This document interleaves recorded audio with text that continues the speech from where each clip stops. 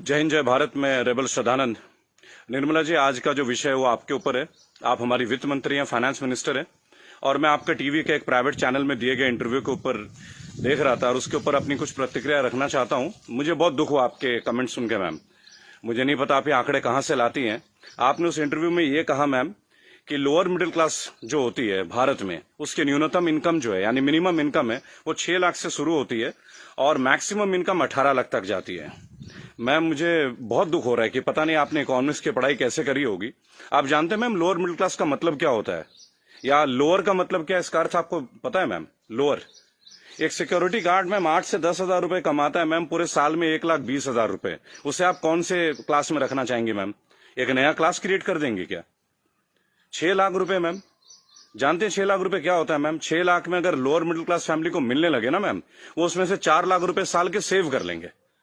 वो अपने बच्चों को आपके सो कॉल्ड इतने अच्छे गवर्नमेंट एडेड एजुकेशन स्कूल्स में पढ़ाएंगे, गवर्नमेंट एडेड हॉस्पिटल से उनकी चिकित्सा करवाएंगे, और आपके इतने अच्छे अच्छे आधुनिक फैसिलिटीज जो पिछले 7 ईयर से बीजेपी गवर्नमेंट प्रोवाइड कर रही है, वह हम इंडिया में, हम वर्ल्ड में बहुत अच्छे रैंकिंग में आ रहे हैं, जैसे कि बीजेपी का ग्राफ बताता है। वास्तविकता क्या है वो तो हम लोग जानते हैं मैम। मैंने भी वोट किया मैम, बीजेपी को भी वोट किया, लगातार 2 बार वोट किया। लेकिन मैं आप जैसे नेताओं की जब सुनता हूं ना मैम स्पीचेस, और आप लोगों के आंकड़े, आपके जो डेटा बैंक, आप ये डेटा बैंक कहां से लाती है मैम, ये सोच के मैं बहुत सरप्राइज रहता हूं मैम। आपने बोला 6 लाख न्यूनतम है, 18 लाख मैक्सिमम है मैम। 18 लाख समझते हैं आप मैम? 18 लाख क्या होता है मैम? 18 लाख तो मैम एक अच्छे खासे एमबीए का पैकेज नहीं है एनम में मैम, पर एनम का, वो भी टॉप इंस्टीट्यूट में पढ़ के। आपके सो कॉल्ड कॉलेजेस से जो बच्चे निकलते हैं एमबीए बीटेक, आप जानते हैं इनकी पैकेज कहां से स्टार्ट होती है मैम? तो इसका मतलब ये सब लोअर मिडिल क्लास में आते होंगे आपके हिसाब से। So called good MBA, so called good BTechs and MTechs, ये तो लोअर मिडिल क्लास से आते होंगे मैम। हायर वाले कौन होते होंगे ma'am? Highly rich people, highly rich industrialist. Upper middle class तो फिर आसमान में रहने और जमीन पर रहेंगे ही नहीं। अपने आंकड़े ठीक कीजिए मैम, देश एक मुश्किल दौर से गुजर रहा है। आप किस तरह की स्टेटमेंट दे रहे हैं? आपने उस दिन बोला मैं मुद्रा लोन में हमने इतने इतने लोगों को दिया, हमने उद्योग वालों को दिया, हमने बुनकरों को दिया। मैम आपने किसको क्या दिया? पेपरों में दिया है क्या मैम? आपको मैं चैलेंज करता हूं Nirmala Sitharaman ji, I am officially challenging you ma'am.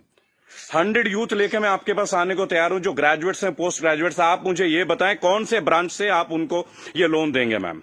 मैं आपके पास ले आता हूं मैम, और मैं नतमस्तक हो जाऊंगा, क्योंकि जब आप 100 को देंगे, अगला 1 लाख यूथ मेरे साथ तैयार होगा मैम।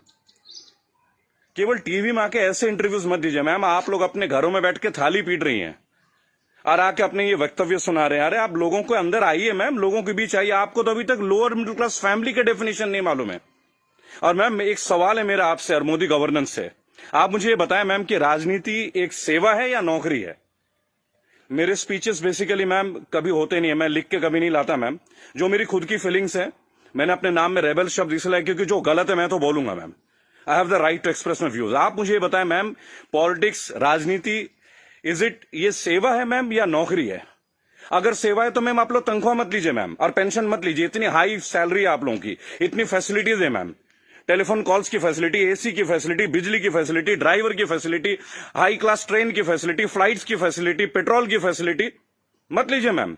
आप आइए लोअर मिडिल क्लास फैमिली की तरह लाइफ को स्पेंड कीजिए अगर आप सेवा करना चाहती है मैम।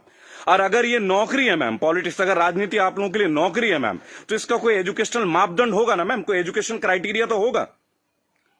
मोदी जी, मैं आपसे क्वेश्चन पूछना चाहता हूं कि ऐसा कौन सा डिग्री ले लिया मैं निर्मला सीतारमण जी ने, जो आप एक पहले इनको आप डिफेंस मिनिस्टर बनाते हैं, चंद महीनों के बाद आप इन्हें मिनिस्ट्री ऑफ फाइनेंस दे देते हैं।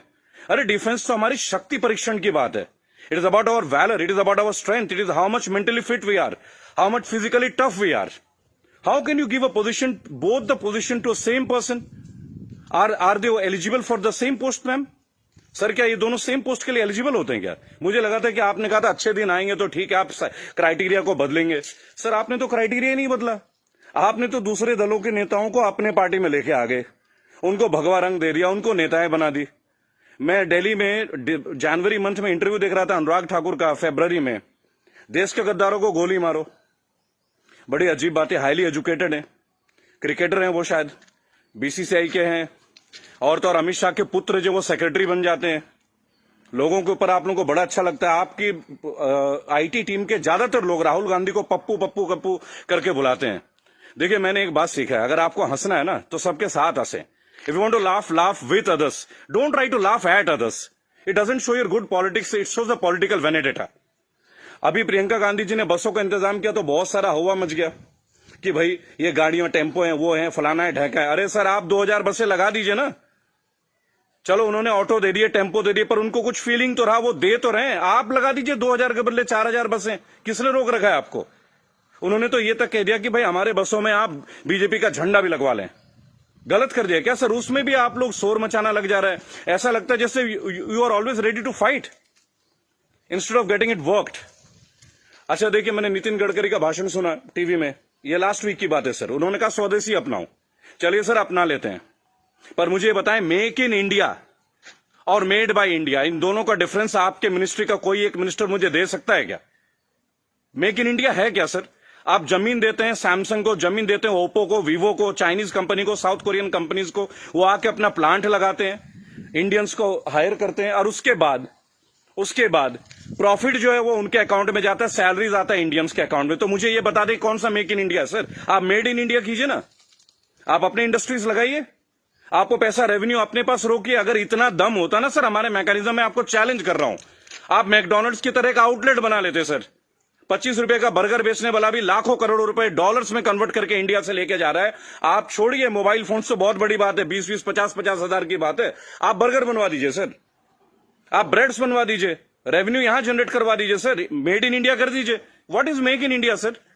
आप कहते हो स्वदेशी अपना, फॉरेन की कंपनी को आप जमीन अलॉट कर रहे हो, राइट? और आप कहते हो चाइना का बहिष्कार कर दो। आप मुझे बता दें बीजेपी के कौन से नेता के पास इंडिया वालों का फोन है सर? और बीजेपी छोड़िए, किसी भी पार्टी, मैं यहां किसी और पार्टी का माउथ पीस नहीं हूं सर, क्योंकि मुझे देखा गया है, मैं देखता हूं ये चीज। अगर मैं आपके पॉलिटिकल किसी फेलियर के बारे में बात करूं तो लोग तुरंत बोलेंगे भाई ये तो कांग्रेस का आदमी है। It's very cheap sir, it sounds very cheap. ठीक है सर, आपसे पहले हमने कांग्रेस को भी वोट दिया, क्या गलत किया सर? गलत क्या किया भाई? जो मेजोरिटी में आएगा उसको तो वोट देंगे ना। मुझे ऐसा लगता है कि आप ऑपोजिशन को भी नहीं टिकने देते हैं भाई। एक सोशल सिस्टम है, गवर्नेंस के एक सिस्टम है सर।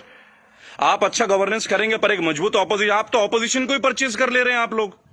ज्योतिरादित्य सिंधिया को आपने परचेज कर लिया सर, बुरा लगेगा सर सुनने में। ऐसी क्या गुट्टी दे दी सर?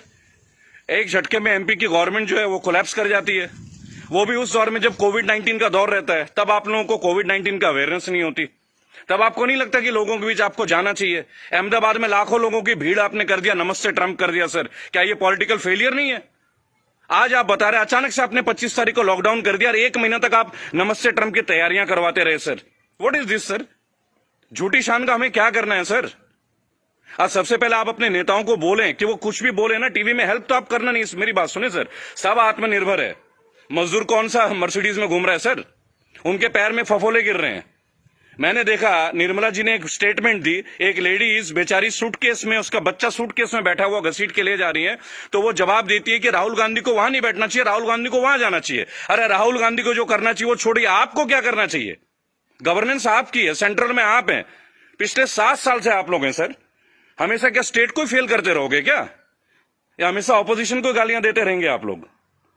सर मोदी जी चाय वाला पीएम बन सकता है, सुना था, देख भी लिया सर, बराबर। बाकी चाय वालों का क्या सर? बाकी लोगों का क्या सर? प्रवासी मजदूर छोड़िए, प्रवासी क्या होता है सर? सब भारतीय मजदूरी तो है। हर पूरा देश तो वैसे भी मजदूरी कर रहा है सर, पूरा देश मजदूरी कर रहा है। आप जितना ग्रोथ दिखा दो सर, ग्रोथ क्या है वो तो लोगों के जेब में आके देखो ना, लोगों के घर में आके देखो, बैंक अकाउंट में आके देखो कि पैसे हैं किन के पास और किन के पास नहीं है। मैं एक रिक्वेस्ट करूंगा सर आपको, आप अपने मिनिस्टर्स को काइंडली एक इंस्ट्रक्शन दें कि वो कुछ भी वक्तव्य दे, बहुत बुरा दौर है सर। इस बुरे दौर में कम से कम स्टेटमेंट्स अच्छे दें। कुछ अच्छा कर ना सके तो अच्छा बोल ही लें, लोग तो अपना कर ही लेंगे ना सर। सड़क में बच्चा मर जा रहा है, माँ बाप उसे कैरी कर रहे, इससे ज्यादा दुखद स्थिति क्या हो सकती है सर? ये कोई पॉलिटिकल बात थोड़ी है। लेकिन मेरा एक सवाल हमेशा आपके साथ रहेगा सर, कि आप एक बात का जवाब जरूर दें, और जो भी लोग इस वीडियो को देख रहे हैं, अगर आपका संपर्क किसी भी पार्टी से है, कांग्रेस से है, समाजवादी पार्टी से है, तृणमूल कांग्रेस के लोगों से, कृपया मेरा वीडियो उन तक पहुंचाएं और उनको बोलें कि ऑपोजिशन इसलिए कमजोर है, केवल एक कारण है, क्योंकि इन पॉलिटिकल ग्रुप्स के जितने भी लोग होते हैं ना सर, जो सो कॉल्ड प्रदेश प्रवक्ता होते हैं, शायद वो बेहद कमजोर हैं। सांबित पात्रा से कैसे बहस कर रहे हैं, मुझे खड़ा कीजिए सर, मैं बताता हूं सांबित पात्रा से क्या बात करनी है, डेटा के साथ, स्मृति ईरानी के साथ बात करना है, मैं करूंगा सर। मैं उनसे पूछूंगा उनका क्या एजुकेशन क्वालिफिकेशन था जो उन्हें शिक्षा मंत्री बना दिया गया था। आप सीबीएसई का हैंडल, मेरे पास बहुत मुद्दे हैं सर, देश के करंट मुद्दे हैं। और सर चिंता मत कीजिएगा, मुझे आपसे कुछ हेल्प नहीं चाहिए सर, प्लीज।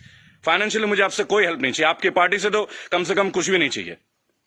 मेरे दोस्तों, अगर आप ये वीडियो देखते हैं प्लीज शेयर कीजिए। मैं चाहता हूं कि एक बार मंच पे आने का मौका मिले सर। और अर्नब गोस्वामी जी, आप जो जिनको बुलाते हैं दूसरे ग्रुप के लोगों का, बोलते it is my show, it is my show. God damn it, if it is your show, why are you calling other people man? Don't call them. अगर आपको लोगों को बुलाना है, बात करना है, तो मिलें, बात करें, उनकी सुने। केवल चिल्लाने से आप अच्छा एंकर नहीं बन जाते sir. I am very sorry to say, that is the worst type of journalism I have ever seen. I am very unhappy sir. मुझे लगता था आपके अंदर स्पिरिट है, पर आप तो लोगों को शोर मचा के चैनल ब्लॉक कर देते हैं, उसको बाहर कर देते हैं। What is this way of journalism sir? कि मेरे इस सवाल का जवाब दीजिए। मेरे इस क्या फिल्मी शूटिंग करते हैं क्या सर आप? चलिए सर, मुझे बुलाइए अर्नब जी एक बार अपने चैनल पे, बुलाइए मुझे। 5 स्टैटिस्टिक्स पे बात करूंगा, ग्राफ के साथ बात करूंगा, डेटा के साथ बात करूंगा आपके साथ। उसके बाद अगर आपकी बोलती ना बंद कर दी ना सर, तो मेरा नाम बागी श्रद्धानंद नहीं। मैं बीजेपी के अगेंस्ट नहीं सर, मैं बीजेपी गवर्नेंस के अगेंस्ट हूं। मुझे नहीं लगता भगवा पहनने से ही मैं हिंदुत्व का पहचान करा जाएगा। मेरे अंदर बहुत हिंदुत्व है। कमाल की बात देखिए, मेरी आखिरी लाइन है, गौर से सुनिएगा सर। श्रद्धानंद पति मेरा नाम है, जाति से मैं ब्राह्मण हूं, पढ़ा हूं क्रिश्चियन स्कूल से, Saint Mary's English High School. और गर्व से कहता हूं सर, फादर हुआ करते हैं वहां पे, फादर गॉलबर्ट फर्टैडो, अब नहीं रहे सर, हमारे फॉर्मर प्रिंसिपल। क्या कमाल की शिक्षा दी है सर। इतने आईआईटीएन से निकलते हैं सर, कभी आप लोगों की जरूरत नहीं पड़ी सर। मुझे ताज्जुब लगता है, अंगूठा छाप के नीचे एमटेक वाला बंदा काम कर रहा है और हम उनको सुन रहे हैं। What the hell is going on sir? कहां है आपके अच्छे दिन? बुलाइए ना सर एक बार चैनल में। आपके जितने भी प्रवक्ता है ना सर, जितने भी प्रवक्ता है, अगर 10 मिनट का टाइम दे देना सर, उनकी बोलती बंद कर दूंगा। जय हिंद, जय भारत। मैं जानता हूं बहुत सारे लोग मेरे बातों से शायद नाराज हो, पर नाराज होना आपका काम है सर, मेरा नहीं। सही मुद्दे पे तो मैं बात करूंगा, जो नाजायज बात लगती है उसका तो मैं करूंगा सर। रेबल हूं तो रेबल की तरह पेश आऊंगा। जय हिंद, जय भारत। अगला मुद्दा 2 या 3 दिन के अंदर स्टैट्स के साथ आऊंगा सर। और मेरे दोस्तों, मैं दोबारा एक रिक्वेस्ट करता हूं, काइंडली अगर आप लोगों के पास कोई कॉन्टैक्ट है, मेरा वीडियो तमाम पॉलिटिकल ग्रुप्स के पास भेजें, एक मंच पे आने का मौका दें। इन्हें बताऊंगा सर, इन्हें बताऊंगा इन्होंने झारखंड के लिए क्या किया है, इन्होंने बंगाल के लिए क्या किया है, इन्होंने केरल के लिए क्या किया, अरे उत्तर प्रदेश के लिए क्या क्या, वो भी बता दूंगा। हम भगवा में, उत्तर प्रदेश में सबसे महंगी बिजली हमारे यहां आती है। ये है ना अच्छे दिन।